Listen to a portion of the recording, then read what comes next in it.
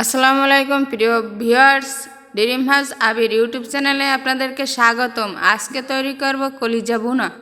এর জন্য আমার লাগবে কিছু মুরগির কলিজা। আপনি চাইলে অন্য কোনো কলিজাও নিতে পারেন।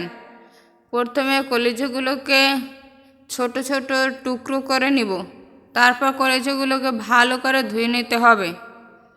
কড়াইতে সামান্য পর্যায়ে তেল দিয়ে তার ভিতর কলিজাগুলো দিয়ে 2 মিনিটের জন্য ভেজে নিব। দেখুন আমার ভাজা শেষ।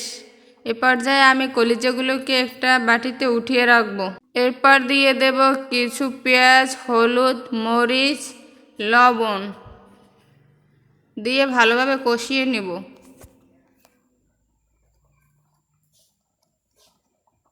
কষানো যখন শেষ হবে তখন দিয়ে দেব মশলা, আদা বাটা, জিরা বাটা, রসুন বাটা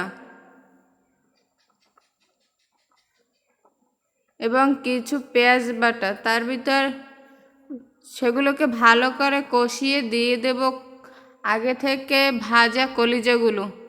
তারপর দিয়ে দেব গরম মশলা দিয়ে ভালো করে নেড়েচেড়ে যখন কষানো শেষ হবে তখন রান্নার পর্যাপ্ত পরিমাণ পানি দিয়ে রেখে দেব 20 মিনিটের জন্য। দেখুন 20 মিনিট পর আমার কলিজাগুলো প্রায় হয়ে আসছে। দেখুন আমার কলিজাগুলো রান্না শেষ। ভালো লাগলে আমার চ্যানেলটি সাবস্ক্রাইব করবেন, লাইক কমেন্ট শেয়ার দিয়ে পাশে থাকবেন। ধন্যবাদ। আসসালামু আলাইকুম।